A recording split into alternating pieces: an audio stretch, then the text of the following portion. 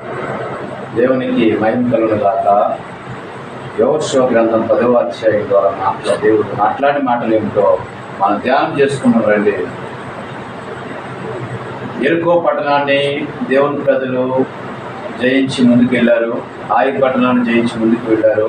ఆ తర్వాత అమోరీ రాజులు, కనానీ రాజులు, వీళ్ళందరూ ఒక 5 సర్దారులు కలిగినటువంటి రాజులు. అమోరీల 5 రాజులు ఆ యొక్క హెబ్రోనును, మరి యర్మాతును, లాకీషును, ఎగ్లోను, వీళ్ళందరూ కలిపి 5 రాజులు ఏకముగా కూడి యోధులందరూ కలిపి దేవుని ప్రజల మీదకి యుద్ధానికి ప్రకటిస్తూ ఉన్నారు. అయితే దేవుని దగ్గర మొరపెట్టినప్పుడు దేవుడు యెహోషువతో అంటున్నాడు, వారికి భయపడకము, నీ చేతికి వారిని అప్పగించి ఉన్నాను, వారిని ఎవడును నీ ఎదుట నిలబడని యెహోషువతో సెలవీయగా. చూడండి, దేవుడు ఎంత అద్భుతమైన, ముందుగా ఒక వాగ్దానాన్ని ఇచ్చి నెరవేర్చే దేవుడు ఆయన, ఒక మాట ఇచ్చి నెరవేర్చే దేవుడు, నీకు రాబోయేటువంటి సమస్య నుంచి విడుదల కలుగజేసినటువంటి దేవుడు ఆయన. అటువంటి గొప్ప దేవుడును నువ్వు ఈరోజు కలిగి ఉన్నప్పుడు ఆయన అంటున్నాడు, వారికి నువ్వు భయపడకము, వారికి నువ్వు భయపడవద్దు, నీ చేతికి వారిని అప్పగిస్తాను, ఆ సమస్యలను చేతికి అప్పగిస్తాను, నువ్వు ఆ సమస్యలను నిర్మూలం చేస్తావు, ఆ ఆటంకాలు నీ చేతికి అప్పగిస్తాను, ఆ ఆటంకాలను నిర్మూలం చేస్తావు, ఆ రాజులను, నీ శత్రువులను నీ చేతికి అప్పగిస్తాను, వారిని నిర్మూలం చేస్తావు.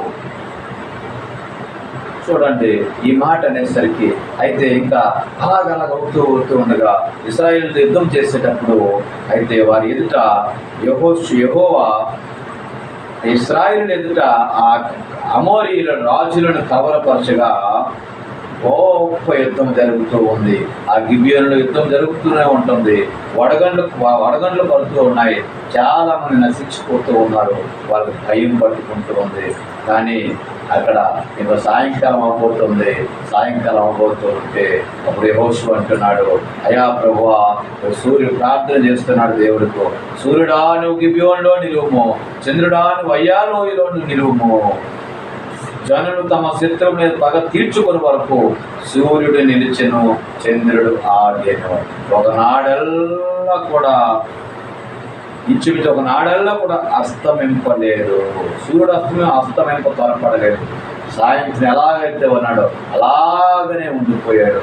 అందుకంటున్నాడు, సూర్యుడా నువ్వు గిబియోనులో ఉన్నావు, ఇక సాయంత్రం రావద్దు, నువ్వు అలాగే నిలబడి ఉండు, చంద్రుడా నువ్వు అయ్యాలోయలో ఉన్నప్పుడు.